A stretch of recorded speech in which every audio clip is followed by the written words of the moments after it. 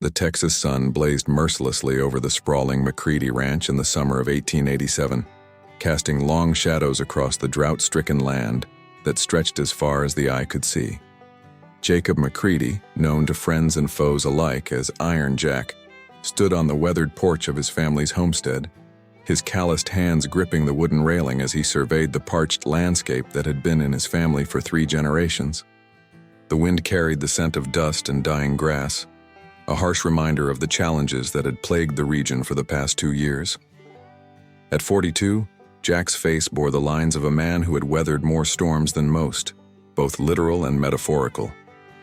His steel-gray eyes, hardened by years of frontier life, reflected a determination that had carried him through cattle drives, Indian raids, and the devastating loss of his beloved wife, Sarah, to consumption just 3 years prior. Now he stood as the sole guardian of their twin children, Emma and Thomas, aged 15, and the keeper of a legacy that seemed to slip through his fingers like the very sand beneath his boots. The McCready Ranch had once been a symbol of prosperity in Brazos County, covering over 10,000 acres of prime grazing land with herds that numbered in the thousands. Jack's grandfather, Ezekiel McCready, had claimed this land in the 1840s, fighting Comanche warriors and Mexican raiders to establish what would become one of the most successful cattle operations in East Texas. His father, Samuel, had expanded the ranch during the boom years following the Civil War, when Texas Longhorns fed a hungry nation and brought unprecedented wealth to those brave enough to drive herds along the dangerous trails to Kansas railheads. But fortune, as Jack had learned, was as fickle as the Texas weather.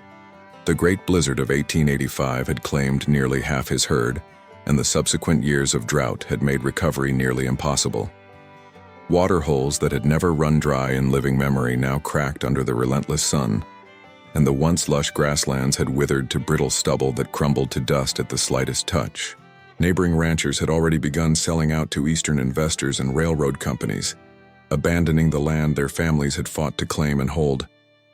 The financial strain had forced Jack to mortgage portions of the ranch to the Brazos County Bank, and with each passing month the weight of debt grew heavier on his broad shoulders.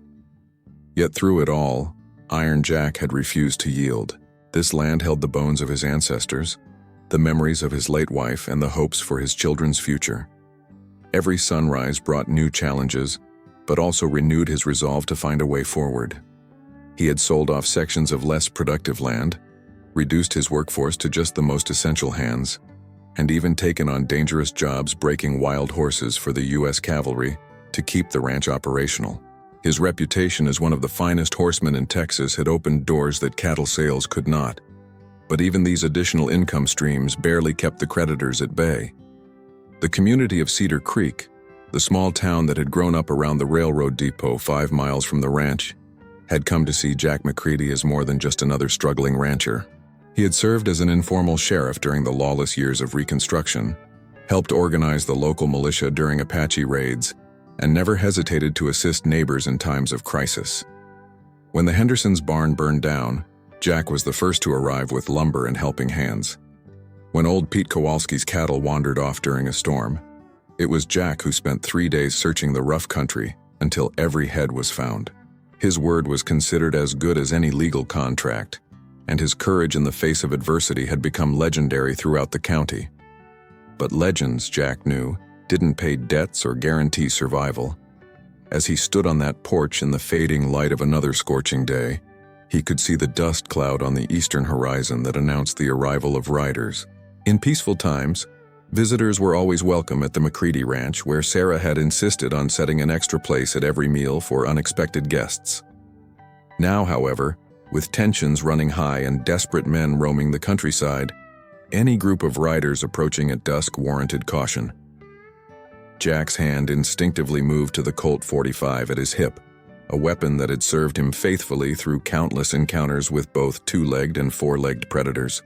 The approaching riders numbered at least 6, maybe more, and they rode with the purposeful pace of men on serious business, rather than the casual gait of neighbors stopping by for coffee and conversation. Behind him, through the open door of the house, Jack could hear Emma helping Mrs. Rodriguez, their housekeeper and cook, prepare the evening meal, while Thomas worked on his arithmetic lessons at the kitchen table. The normalcy of these domestic sounds stood in stark contrast to the growing tension Jack felt as the riders drew closer. Mrs. Rodriguez, whose husband Miguel served as the ranch foreman, had become like family since Sarah's passing, helping to raise the children and manage the household with a warmth and efficiency that kept the home functioning, despite the mounting external pressures. The riders were close enough now that Jack could make out individual figures against the darkening sky. They rode in formation, not the loose group of friends or neighbors, but the disciplined line of men accustomed to potential conflict. The lead rider was a tall man on a black horse, his silhouette commanding even at a distance. Behind him rode 5 others, their posture and spacing suggesting military or outlaw experience. As they approached the main gate of the ranch, marked by the distinctive wrought iron arch that bore the McCready brand, Jack stepped down from the porch and walked slowly toward the gate, his boots crunching on the gravel path that Sarah had insisted on laying to keep mud from being tracked into the house during rainy seasons. The confrontation that was about to unfold would test everything Jack had learned about courage, leadership, and survival on the unforgiving Texas frontier, setting in motion a chain of events that would either secure his family's future or destroy everything he had spent his life building and protecting. The lead rider reined in his black stallion just outside the McCready gate, close enough for Jack to see the man's face in the dying light, but maintaining the distance that frontier etiquette demanded between strangers. The man was perhaps 50 years old, with silver-streaked hair beneath a black hat that had seen better days, and cold blue eyes that seemed to take in every detail of the ranch's layout with predatory calculation. His clothing was expensive but travel-worn, suggesting a man who lived well but lived dangerously. A pearl-handled revolver hung low on his right hip, and a rifle rested casually across his saddle horn, positioned for quick access rather than mere display. When he spoke, his voice carried the authority of a man accustomed to being obeyed without question, with just a hint of a Missouri accent that marked him as one of the many former Confederate raiders who had drifted west after the war's end. "Evening, Mr. McCready," the stranger said, touching the brim of his hat in a gesture that seemed more mockery than courtesy. "Name's Clayton Morse. Perhaps you've heard of me and my associates." The name hit Jack like a physical blow, though he kept his expression carefully neutral. Clayton Morse was the leader of the notorious Blackwater Gang, a group of outlaws who had terrorized the region for the past 2 years, robbing banks, rustling cattle, and leaving a trail of violence from the Oklahoma Territory down through East Texas. Newspapers from Dallas to Houston had carried accounts of their crimes, always describing Morse as a former Confederate captain who had turned his military skills to less lawful pursuits after Reconstruction policies had cost him his family plantation in Missouri. The gang was known for their tactical precision and ruthless efficiency, approaching their criminal enterprises with the same disciplined methodology they had once used in cavalry raids against Union forces. Behind Morse, the other riders sat their horses with the easy confidence of professional killers. Jack recognized the type immediately: men who had learned violence as a trade during the war and found no reason to abandon it during peacetime. The one on Morse's immediate left was a younger man, perhaps 25, with the lean build and quick eyes of a gunfighter. His horse, a chestnut mare with obvious speed breeding, was positioned slightly forward of the others, suggesting he might be Morse's lieutenant or fastest gun. The remaining 4 were older, harder men, their faces bearing the scars and weathering that came from years of outdoor violence. Each was armed with multiple weapons: rifles, shotguns, and revolvers, creating an arsenal that could devastate any opposition they might encounter. "I've heard the name," Jack replied carefully, his own voice steady despite the adrenaline now coursing through his system. "What brings you to my land?" Morse's smile was thin and cold, the expression of a predator who enjoyed the fear he inspired in his prey. "Straight to business, I appreciate that in a man. You see, McCready, times are changing in this part of Texas. The old ways of doing things, family ranches and small operations, they're becoming inefficient. Progress demands consolidation, organization, professional management." He paused, letting his words sink in before continuing. "I represent certain interests that are prepared to make you a generous offer for your property. All of it. Lock, stock, and barrel, as they say. The offer, Jack realized, was no offer at all.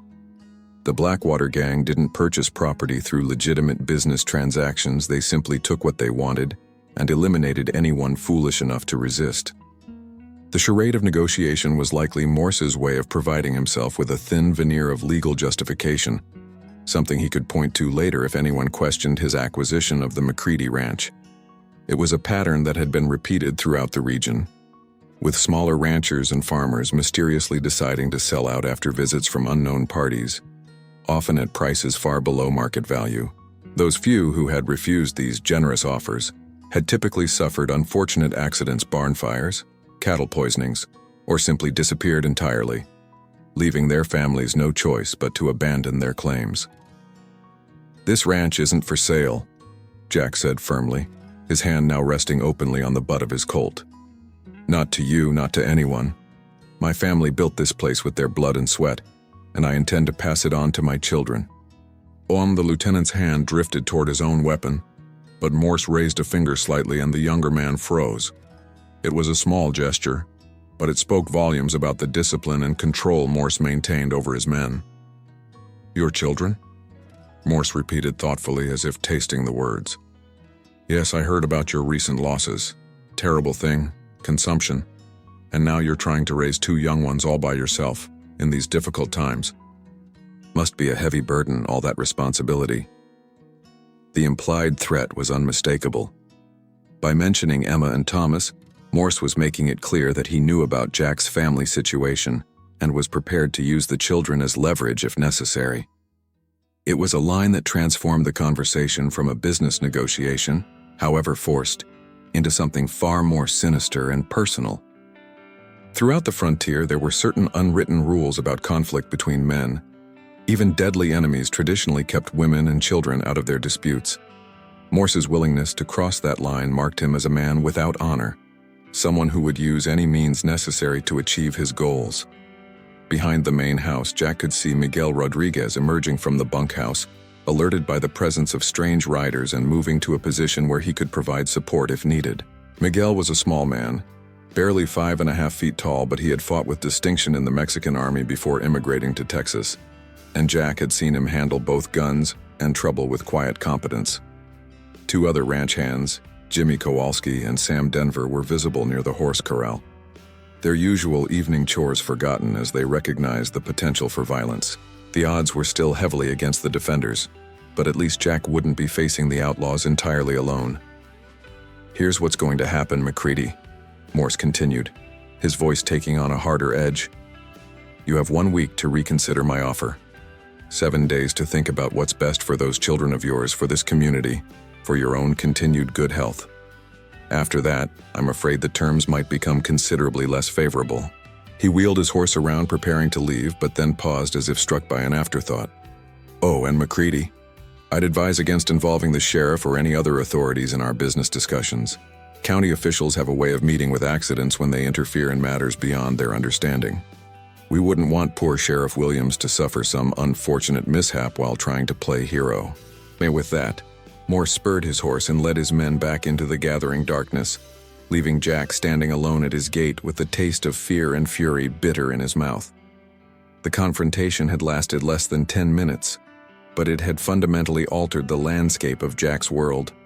The struggle to save his ranch had just escalated from a financial crisis to a fight for survival, one that would test every skill he had learned during his years on the frontier and force him to make choices that would determine not only his own fate, but the future of everyone he cared about in Brazos County.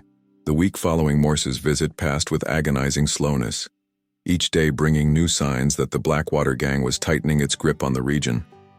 Reports filtered in from neighboring ranches and the town of Cedar Creek that painted a picture of systematic intimidation and escalating violence.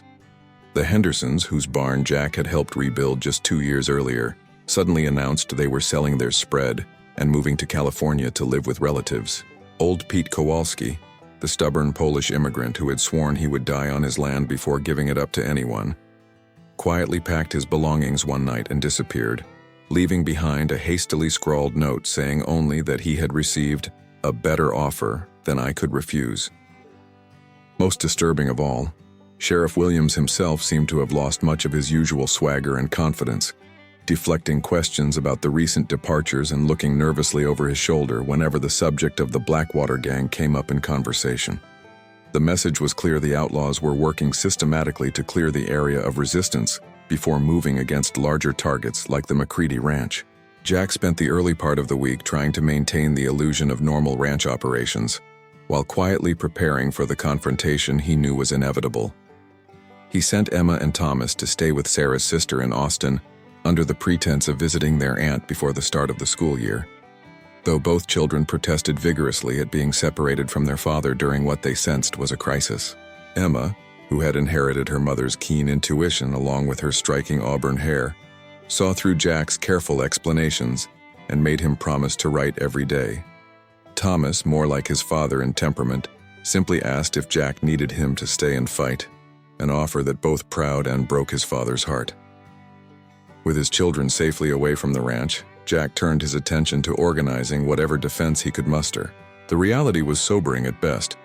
He could count on Miguel Rodriguez and perhaps 3 other ranch hands who had remained loyal despite the obvious dangers. The neighboring ranches that might have provided mutual support had either been abandoned or were too frightened to risk open confrontation with Morse's gang. Cedar Creek's business community, while sympathetic to Jack's plight, was too dependent on maintaining neutrality to offer material assistance. Even Pastor Williams at the Methodist Church, normally a strong voice for justice and community solidarity, counseled Jack to consider what the Lord might be trying to tell you through these trials, a diplomatic way of suggesting that resistance might not be God's will. The one unexpected source of potential support came from an unlikely quarter. Doc Patterson, the elderly physician who served both Cedar Creek and the surrounding ranches, stopped by the McCready place on Thursday evening under the pretense of checking on Jack's health. Doc was pushing 70, a thin, scholarly man who wore wire-rimmed spectacles and seemed more suited to a university lecture hall than the rough frontier. But as they sat on the porch sharing a bottle of whiskey, the old doctor revealed a past that few in the community knew about. During the Civil War, Patterson had served as a surgeon with Nathan Bedford Forrest Cavalry, treating wounded soldiers in some of the war's most brutal engagements. More relevantly, he had also learned to handle weapons with considerable skill, earning a reputation as one of the few medical officers who could hold his own in combat when circumstances demanded. "Jack," Doc said quietly, his usual gentle demeanor replaced by something harder and more determined, "I've seen what happens to communities when men like Clayton Morse are allowed to have their way. It's not just about your ranch anymore. If Morse succeeds here, he'll own this entire county within a year, and decent folks will have nowhere left to go." The doctor's support was more than symbolic. It represented a connection to Cedar Creek's business establishment and provided Jack with someone who could move freely between the ranch and town without arousing suspicion. Doc also possessed medical supplies and knowledge that might prove crucial in the event of casualties, though both men hoped it wouldn't come to that. More importantly, Patterson's quiet conversations with other community leaders began to identify additional sources of potential support men who were willing to stand against the Outlaws if they believed there was a realistic chance of success. By Friday, Jack had managed to assemble a small but determined group of allies. Miguel Rodriguez remained his most trusted lieutenant, a man whose military experience and unshakable loyalty made him invaluable in planning their defense. Jimmy Kowalski, Pete's grandson who had stayed behind when his grandfather fled, brought both personal motivation for revenge and an intimate knowledge of the local terrain that could prove tactically useful. Sam Denver, the oldest of Jack's remaining hands, was past his prime as a gunfighter but possessed steady nerves and the kind of practical wisdom that came from surviving 30 years on the Texas frontier.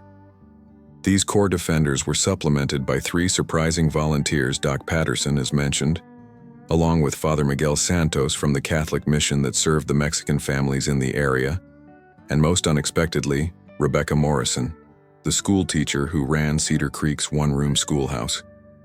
Rebecca was a recent arrival from Philadelphia, a woman in her late 20s who had come west seeking adventure and independence rather than a husband. Her Eastern education had included training in marksmanship at a women's academy, and she possessed both the courage and skill to be genuinely useful in a fight. More importantly, Her position as schoolteacher gave her access to many of the families in the area, allowing her to serve as a conduit for information and coordination without attracting attention from Morse's informants. The plan they developed was necessarily simple, given their limited numbers and resources. The ranch house would serve as their primary stronghold, with carefully prepared defensive positions that would allow them to maximize their firepower while minimizing their exposure to return fire. Miguel's military experience had taught him the importance of overlapping fields of fire and prepared fallback positions, principles he applied in positioning their defenders around the property. They cached weapons and ammunition at strategic points, prepared the house for siege conditions, and established signal systems that would allow coordination even if communications were disrupted during the fighting. Saturday brought ominous signs that their preparations were well-timed. Strangers had been seen around Cedar Creek, men who claimed to be traveling through but who showed too much interest in the local sheriff's capabilities and the town's layout. More directly, one of the remaining neighboring ranchers reported seeing riders surveying the approaches to the McCready place, clearly conducting reconnaissance for an assault. The noose was tightening, and Jack knew that Sunday would likely bring the confrontation that would determine not only the fate of his ranch, but the future character of the entire community.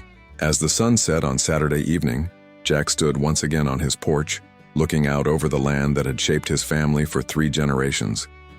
Tomorrow would test everything he had learned about courage, leadership, and the price of standing firm against overwhelming odds. The boy who had grown up listening to his grandfather's stories of fighting Comanches and his father's tales of cattle drives and frontier justice was about to discover whether he possessed the same steel that had enabled the McCready family to claim and hold this piece of Texas.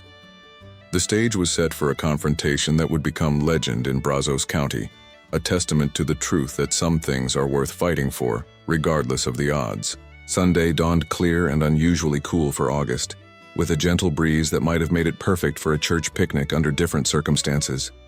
Jack had been awake since before dawn, moving quietly through the ranch house to check their defensive preparations one final time and ensure that everyone knew their assigned positions and responsibilities.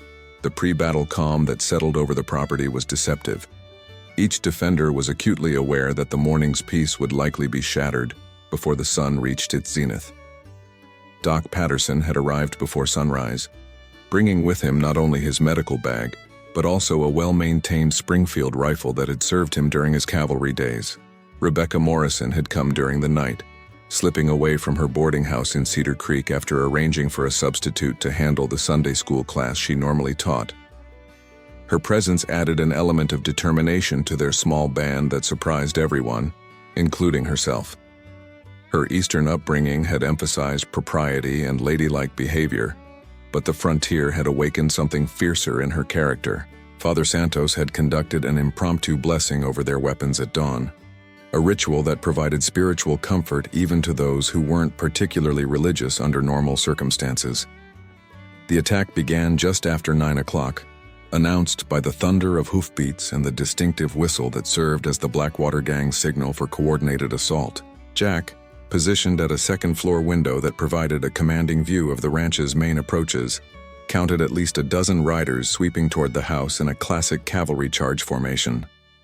Morse had clearly recruited additional men for this operation, probably drawing from the pool of desperados and displaced Confederate veterans who drifted through Texas looking for profitable employment of any kind. The attackers rode with military precision, their formation designed to overwhelm the defenders through speed and concentrated firepower rather than relying on stealth or surprise. The first shots came from Miguel Rodriguez, positioned in the barn where he could cover the main gate and the eastern approach to the house. His rifle cracked with metronomic regularity, and Jack saw one of the charging riders tumble from his saddle before the rest scattered to seek cover behind various ranch buildings and natural features. The sound of gunfire seemed to unlock something primal in all the defenders. Suddenly, the morning air was filled with the crash of rifles and the sharp reports of revolvers as both sides engaged in earnest. Doc Patterson, stationed at a ground-floor window, proved that his wartime reputation had not been exaggerated. His shooting was calm and methodical, each shot carefully aimed and devastatingly effective. Rebecca Morrison, positioned to cover the western approach, handled her rifle with a competence that would have shocked her former students. Her shots might not have been as accurate as the men's, but they were frequent enough and close enough to keep the attackers honest about taking cover. The initial assault lasted perhaps 15 minutes. A concentrated fury of gunfire and shouted commands as both sides tested each other's resolve and capabilities. When the shooting finally died down to occasional sniper fire, Jack took stock of the situation and realized that their defensive preparations had been more effective than he had dared hope. The attackers had been forced to take cover at considerable distances from the house, limiting their ability to concentrate overwhelming firepower against any single defensive position. More importantly, the defenders appeared to have suffered no serious casualties, while at least 3 of the outlaws were either dead or wounded badly enough to be out of the fight. However, Jack also understood that this initial repulse was likely just the opening move in what could be a prolonged siege. Morse was too experienced a tactical commander to commit all his resources to a single frontal assault, and the outlaw leader would now be reassessing the situation and planning more sophisticated approaches. The morning's fighting had also revealed that the Blackwater gang was indeed larger than intelligence reports had suggested. They had the manpower to maintain pressure on multiple fronts while keeping reserves available for unexpected developments. The temporary lull in fighting provided an opportunity for both sides to tend their wounded, redistribute ammunition, and consider their options. Jimmy Kowalski, who had been positioned in the bunkhouse to cover the southern approach, managed to work his way back to the main house during the quiet period and reported that he had seen additional riders taking positions in the wooded areas beyond the immediate ranch buildings. Sam Denver, the veteran ranch hand, used the break to move extra ammunition to the upstairs positions and check on the water supplies they had cached throughout the house. The defenders were holding their own, but they were vastly outnumbered and had limited supplies for a prolonged engagement. Around 10:30, a white flag appeared from behind the stone wall that enclosed the ranch's family cemetery, and Clayton Morse himself rode slowly toward the house under this protection of parley. He stopped well within rifle range but far enough away that conversation would require raised voices, ensuring that his message would be heard by all the defenders. When he spoke, his tone carried the authority of a man accustomed to dictating terms rather than negotiating as equals. "McCready," he called out, his voice carrying clearly in the still air. "You've made your point and you've cost me some good men. But this is foolishness that's going to get everyone killed, including that schoolteacher you've got in there with you. Last chance surrender now, and I'll let your people walk away. Keep fighting, and I'll burn this place down around your ears." Jack appeared at the front door, his rifle held casually but ready for immediate use. The distance between him and Morse was perhaps 50 yards, well within range for accurate shooting, but the tradition of honoring parley flags ran deep on the frontier. "Morse," Jack replied, his voice steady and clear. "You came onto my land making threats against my family. You've terrorized decent folks throughout this county, and now you've shed blood on my property. There's no walking away from this for either of us. You want this ranch? You're going to have to take it over my dead body." Morse's response was a cold smile that held no warmth or humor. "That can be arranged, McCready, but think about those people you've convinced to die with you. Is your pride worth their lives?" Before Jack could respond, the distinctive crack of a rifle shot rang out from the direction of the barn, followed immediately by Morse's horse rearing and screaming as blood appeared on its shoulder. Miguel Rodriguez had apparently decided that the parley had lasted long enough, and his message was unmistakable. The time for negotiation had passed. Morse fought to control his wounded mount while cursing fluently in several languages, then spurred the animal back toward cover while shouting orders to his men. The brief attempt at negotiation had failed, and both sides understood that the fight would now continue until one side or the other was completely defeated. The morning's first phase had been a test of strength and resolve. The afternoon would bring the real battle, as Morse committed his full resources to breaking the defenders' resistance and claiming the prize that had brought him to Brazos County. Jack knew that the hardest fighting still lay ahead, but the successful defense of the initial assault had proven something important to all of them. They could stand against the Blackwater gang, and they could make the outlaws pay dearly for every inch of ground they claimed. The afternoon sun climbed higher into the Texas sky, turning the ranch yard into a furnace of heat and tension, as both sides settled into what Jack recognized would be a battle of endurance and tactical cunning, rather than the morning's explosive violence. Morse had clearly learned from his initial assault's failure and was now applying more sophisticated pressure, using his superior numbers to maintain constant harassment while conserving his strength for a decisive blow when the defenders' resources began to fail. Sniper fire came from multiple directions at irregular intervals, forcing the defenders to stay under cover and making any movement between positions extremely dangerous. The psychological pressure was almost as wearing as the physical danger. Each unexpected shot reminded them of their isolation and vulnerability. Around noon, the Outlaws demonstrated their tactical evolution by attempting to approach the house under cover of smoke. They had set fire to several hay bales and positioned them upwind of the main building, creating a thick, choking cloud that reduced visibility and provided concealment for a coordinated advance. The plan was cleverly conceived and nearly succeeded. The defenders found themselves firing blindly into the smoke, unable to effectively coordinate their defensive fire or communicate clearly with each other. Only Miguel Rodriguez's quick thinking saved them from being overrun. He recognized the sound of multiple sets of boots moving through the smoke and directed concentrated fire at the approaching footsteps, forcing the attackers to retreat before they could reach the house walls. The smoke attack revealed both the Outlaws' growing sophistication and the defenders' own resourcefulness under pressure. Doc Patterson, drawing on his military medical experience, had recognized the danger of smoke inhalation and distributed wet cloths to help filter the air.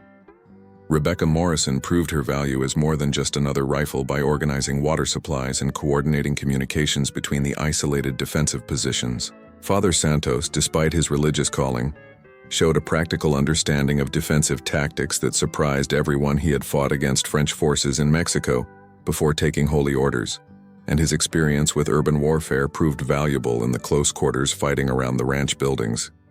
As the afternoon wore on, Jack became increasingly aware that time was not on their side. The defenders had limited ammunition, no prospect of reinforcement, and were already showing signs of fatigue from the constant stress of combat. More critically, their water supplies, while adequate for normal circumstances, would not last indefinitely if the siege continued for days. Morse, on the other hand, could afford to be patient. He had the manpower to maintain pressure while rotating his men through periods of rest, and he could resupply from resources cached throughout the county.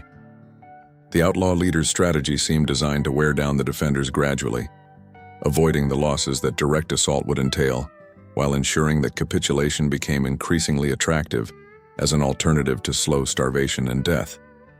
The tactical situation changed dramatically around 2 o'clock when Jimmy Kowalski, who had been monitoring the approaches from the barn, reported seeing a large group of riders approaching from the north.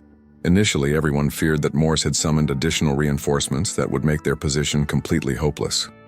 However, as the riders drew closer, Jimmy's excited shouts revealed an entirely different situation. The approaching group was led by Sheriff Williams, accompanied by what appeared to be a hastily organized posse of Cedar Creek citizens and area ranchers. The arrival of potential reinforcements created a complex tactical situation for both sides. Morse's men were now caught between the ranch's defenders and an approaching force of unknown size and capability. However, the sheriff's posse was also walking into a dangerous situation. They were approaching an active combat zone without clear knowledge of the tactical situation or coordinated planning with the existing defenders. The potential for catastrophic friendly fire incidents or tactical confusion was enormous, and both Jack and Morse understood that the next few minutes would likely determine the battle's final outcome. Sheriff Williams, displaying more courage than Jack had given him credit for, rode boldly toward the ranch under a white flag, clearly intending to attempt some form of negotiation or mediation. His approach forced both sides to temporarily cease fire, creating an opportunity for communication, but also exposing all parties to potential treachery. As Williams drew closer, Jack could see that the sheriff's posse included faces he recognized: farmers and shopkeepers from Cedar Creek, neighboring ranchers who had previously been too frightened to take sides, and even several Mexican vaqueros from the mission. The community had finally found the courage to stand against the Blackwater gang, though their timing and tactical coordination left much to be desired. "Morse!" Sheriff Williams called out as he positioned himself roughly equidistant between the ranch house and the outlaws' positions. This has gone far enough. You're surrounded by armed citizens who won't stand for any more terrorism in this county. Surrender now, and I'll guarantee you safe passage to the county seat for trial." Morse's response was a burst of derisive laughter that carried clearly across the ranch yard. "Sheriff, you've got more guts than I gave you credit for, but you're way out of your depth here. Take your farmers and shopkeepers back to town before they get hurt. This is between McCready and me, and it's going to be settled one way or another before this sun goes down." The standoff between the three groups created a moment of surreal tension that seemed to stretch indefinitely. Jack realized that this was likely the turning point of the entire confrontation. The decisions made in the next few minutes would determine not only whether he kept his ranch, but whether the rule of law would prevail in Brazos County, or give way to the kind of might-makes-right governance that men like Morse represented. The sheriff's unexpected arrival had changed the tactical equation, but it had also raised the stakes considerably. A gunfight that had begun as a property dispute was now a test of whether organized society could protect itself against organized criminality. From his position at the second-floor window, Jack could see movement among Morse's men as they repositioned to deal with the new threat from the sheriff's posse. The outlaws were clearly preparing for a more complex engagement, one that would require them to fight on multiple fronts while maintaining their siege of the ranch house. However, Jack also noticed that some of Morse's riders seemed to be edging toward escape routes, apparently concluding that the arrival of legitimate law enforcement had made their situation untenable. The Blackwater gang's discipline and cohesion, so evident during the morning's assault, was beginning to show cracks under the pressure of changing circumstances. The afternoon's final phase was about to begin, and Jack sensed that the outcome would depend as much on psychological factors, courage, determination, and community solidarity, as on tactical skill or firepower. The boy who had grown up hearing stories of frontier justice was about to witness and participate in a defining moment that would be remembered and retold for generations. A testament to the truth that ordinary people, when pushed far enough, will find extraordinary courage to defend what they hold dear. The three-way standoff that had developed in the McCready ranch yard created a tension so thick it seemed to press against everyone present like a physical weight. Sheriff Williams sat his horse in the no-man's land between the opposing forces, his white flag hanging limp in the still air as he waited for some response to his demand for surrender. Behind him, the hastily assembled posse spread out in a rough line, their civilian clothes and mixed assortment of weapons giving them the appearance of concerned citizens rather than trained lawmen, which was exactly what most of them were. Jack could see the fear in their faces, but also the determination that had brought them out from the safety of Cedar Creek to confront the outlaws who had terrorized their community for too long. The moment of equilibrium couldn't last indefinitely, and it was Clayton Morse who finally shattered the standoff with characteristic decisiveness. Rather than responding to the sheriff's ultimatum with words, he gave a sharp whistle that served as a signal to his scattered men, then spurred his horse directly toward the sheriff, while drawing his revolver in a fluid motion that spoke of long practice and absolute confidence. His intention was clearly to eliminate Williams quickly and decisively, removing the symbolic authority that had emboldened the citizens' resistance while demonstrating the futility of opposing the Blackwater gang. The sheriff, caught off guard by the sudden attack, struggled to control his startled horse while attempting to draw his own weapon. But Morse's tactical advantage in initiative and horsemanship made the outcome seem inevitable. The shot that saved Sheriff Williams' life came not from the posse or the ranch house defenders, but from an unexpected source. Father Santos, positioned at a side window where he had maintained watch over the southern approaches, had a clear angle on Morse's charge and didn't hesitate to take it. His rifle shot, fired from perhaps 60 yards, took Morse's horse down in a tumbling crash that sent the outlaw leader flying through the air to land heavily in the dusty ranch yard. The fall might have killed a lesser man, but Morse rolled with the impact and came up with his revolver still in his hand, now facing multiple threats from every direction while separated from his own men by open ground that offered no cover. The sound of Father Santos's shot seemed to release all the pent-up tension that had been building throughout the day, and suddenly the ranch yard erupted in gunfire from every direction as the complex standoff dissolved into chaotic combat. The posse, no longer restrained by their sheriff's attempt at negotiation, opened fire on the nearest outlaws while spurring their horses toward whatever cover they could find. Jack's defenders, recognizing that this was the decisive moment they had been preparing for all day, poured concentrated fire into the outlaws' positions while advancing from the house to support the sheriff and his men. The Blackwater gang, caught between multiple enemies and deprived of their leader's immediate command, began to show the first signs of panic as their disciplined tactical formation broke down under pressure. The fighting that followed was unlike the morning's organized assault, or the afternoon's careful siege warfare instead.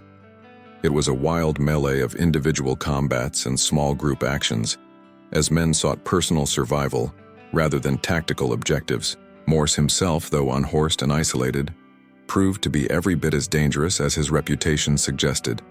He moved through the chaos with deadly efficiency, his revolver accounting for one of the posse members and wounding another, before Doc Patterson managed to get a clear shot that sent the outlaw leader spinning to the ground with a bullet through his shoulder. Miguel Rodriguez, finally able to leave his defensive position in the barn, emerged with his rifle and immediately engaged a group of outlaws who were trying to flank the posse from the east.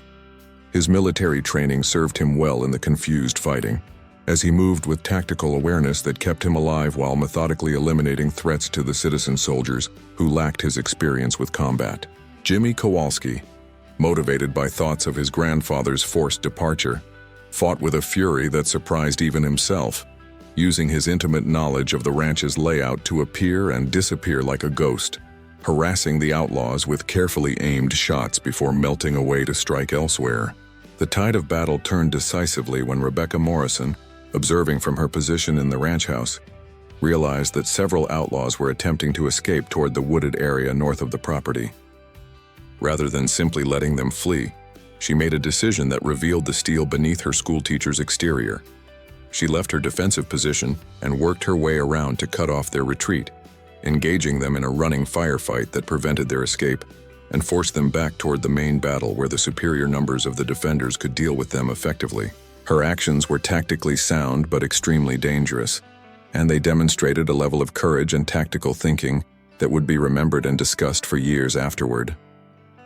Sam Denver, the oldest of Jack's ranch hands, found himself in close combat with two outlaws who had taken cover behind the stone wall of the family cemetery, an ironic location for what he sensed might be his final fight. His age and slower reflexes were offset by his intimate knowledge of the ranch's terrain and a lifetime of experience reading his opponent's intentions. The fight among the gravestones of Jack's ancestors seemed symbolically appropriate, as if the spirits of previous generations of McCready's were lending their strength to the defense of their family's legacy.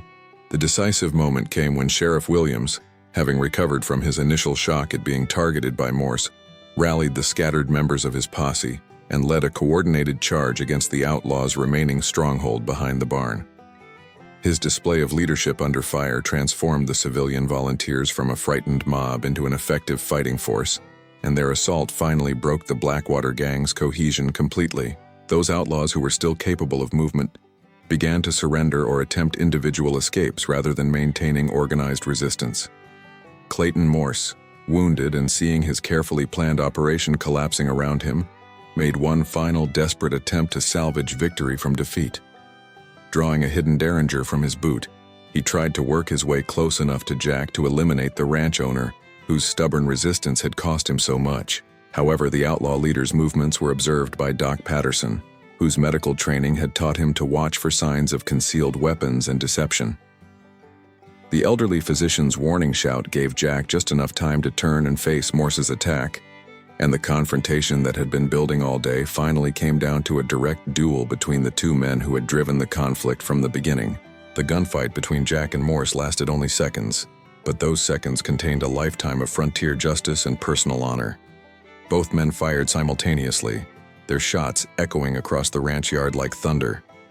Jack's bullet took Morse center mass, ending the outlaw's reign of terror permanently, while Morse's shot went wide as he fell, his aim spoiled by the shoulder wound Doc Patterson had given him earlier. With their leader dead and their organization shattered, the surviving members of the Blackwater gang either surrendered immediately or scattered into the Texas countryside, leaving behind the weapons, horses, and stolen goods that represented the fruits of their criminal enterprise.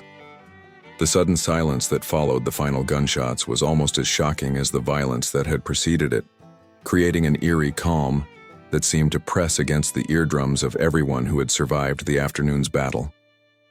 Dust hung in the still air like fog, slowly settling on the bodies of fallen outlaws and the scattered debris of combat that littered the McCready ranch yard. Jack stood over Clayton Morse's lifeless form, his smoking Colt still in his hand, hardly believing that the confrontation that had dominated his thoughts for a week was finally over.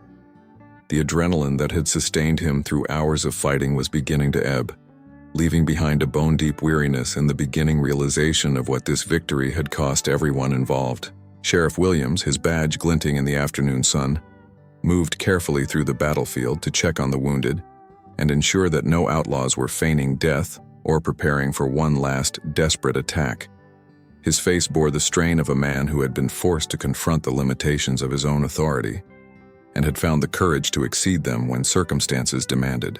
The citizens of Cedar Creek who had followed him to the ranch were beginning to emerge from their various positions of cover, their faces reflecting a mixture of relief, exhaustion, and wonder at their own survival. Most had never fired a shot in anger before this day, and the transformation from peaceful shopkeepers and farmers into effective fighters would leave marks on their characters that would last for the rest of their lives. Doc Patterson was already moving among the wounded with his medical bag, his skilled hands working to save lives without regard for which side the injured men had fought on during the battle. His Hippocratic oath demanded that he treat friend and foe alike, and his wartime experience had taught him that the aftermath of combat was often more dangerous than the fighting itself, if medical attention wasn't provided promptly and professionally. 2 of the posse members had suffered serious wounds, while several others bore minor injuries that would heal with proper care and time.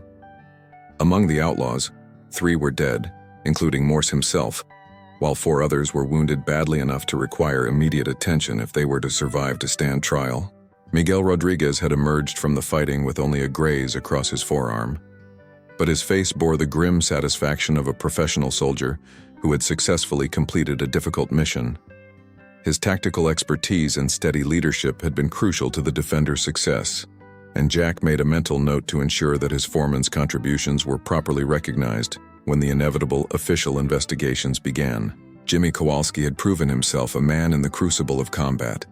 His grief over his grandfather's forced departure transformed into a determination that had made him surprisingly effective in the chaotic fighting. Father Santos, despite his religious calling, had demonstrated that his military past remained a vital part of his character when circumstances demanded violence in defense of the innocent. Perhaps most remarkably, Rebecca Morrison had not only survived her dangerous gamble in cutting off the outlaws' retreat, but had emerged from the fighting with a confidence and self-assurance that transformed her from an Eastern schoolteacher into a genuine frontier woman.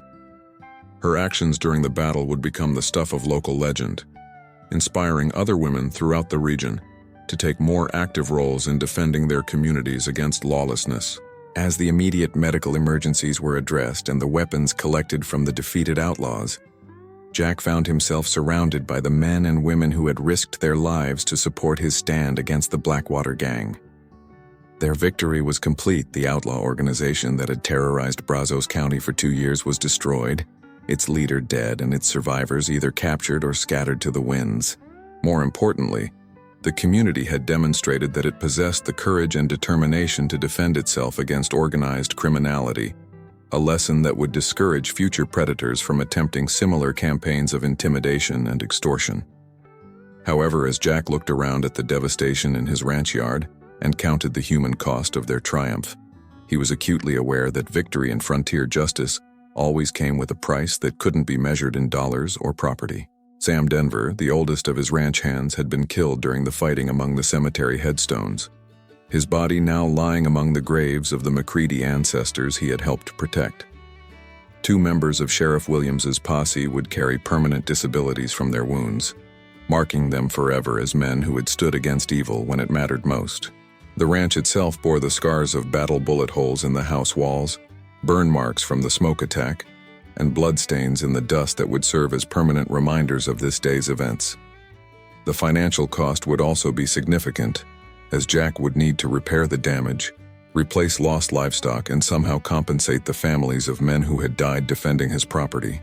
His mortgage obligations to the Brazos County Bank hadn't disappeared with Morse's death, and the drought that had precipitated his original financial crisis remained an ongoing challenge that would require careful management and probably additional sacrifices. Yet as he surveyed the aftermath of the battle, Jack felt a profound sense of satisfaction that went beyond simple survival or material victory.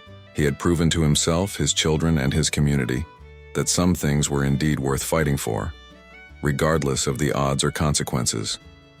The McCready Ranch would remain in family hands, but more importantly, the principle that decent people could band together to resist tyranny and lawlessness had been vindicated in the most decisive possible way. The story of this day's events would spread throughout Texas and beyond, becoming part of the larger legend of frontier courage that defined the American West. As evening began to fall over the ranch, casting long shadows across the battlefield, Jack knew that his life had been fundamentally changed by the events of this single day. He was no longer simply a struggling rancher, trying to hold on to his family's legacy.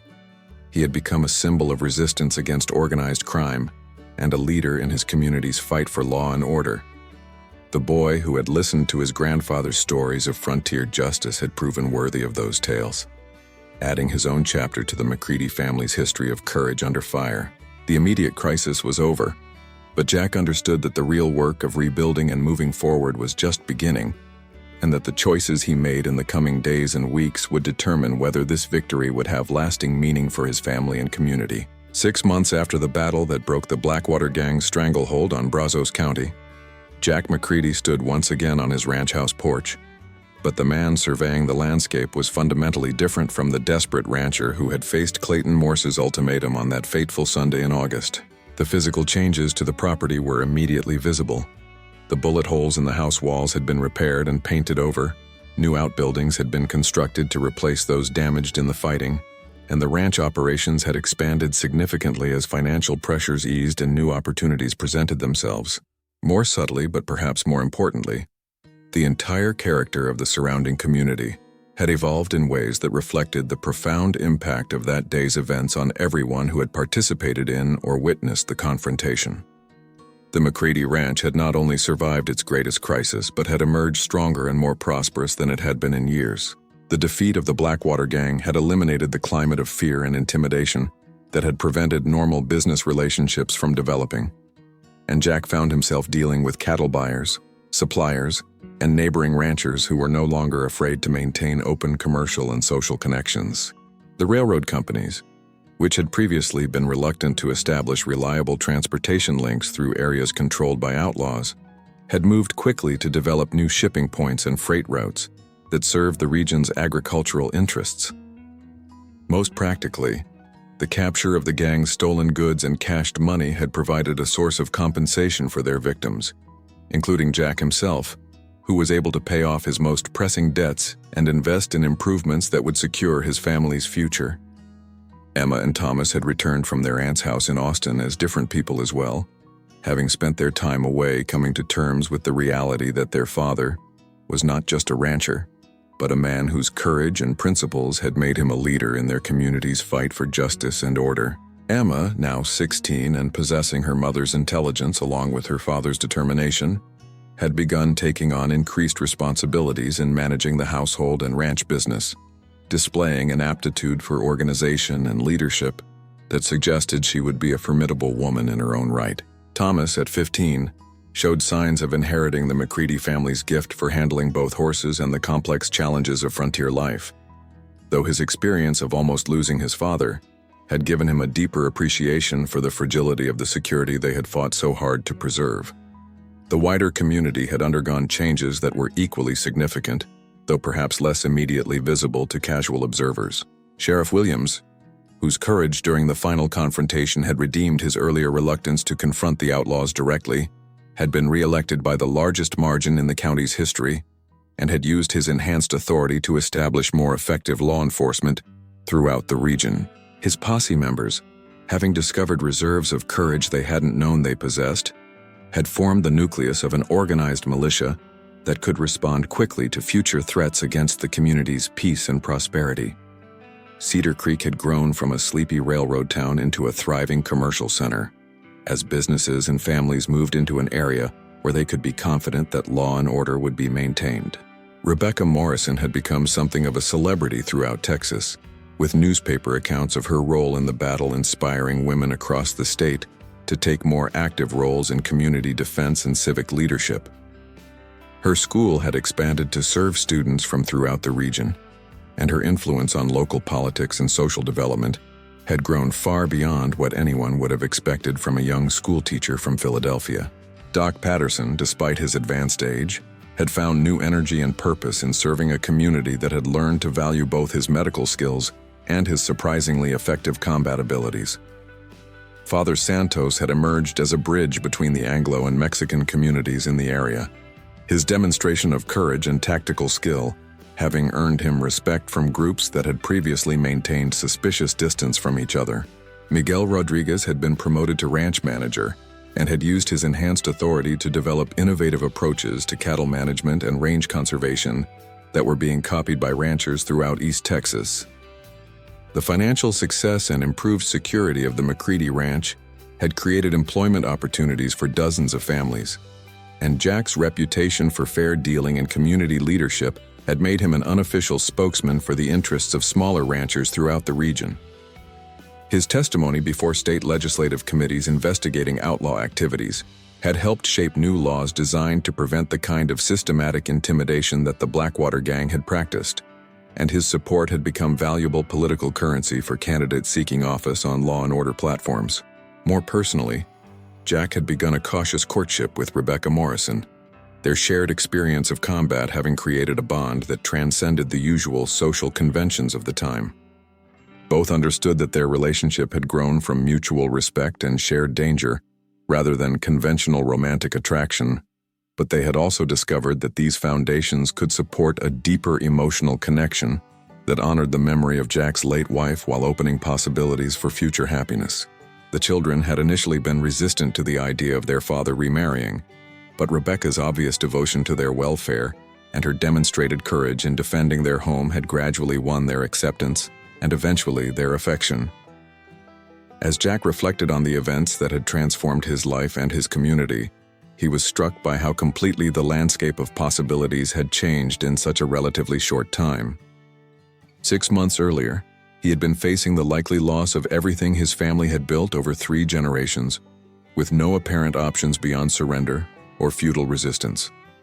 Now, he was not only secure in his ownership of the ranch but had become a leader in regional development efforts that promised to bring unprecedented prosperity to Brazos County. The boy who had grown up hearing stories of frontier courage and justice had proven worthy of those tales. But more importantly, he had learned that heroism was not a single dramatic gesture, but a commitment to principles that required constant renewal and vigilance. The story of Iron Jack McCready and the Battle of McCready Ranch had already entered the folklore of Texas, inspiring countless retellings that would eventually transform historical fact into legend.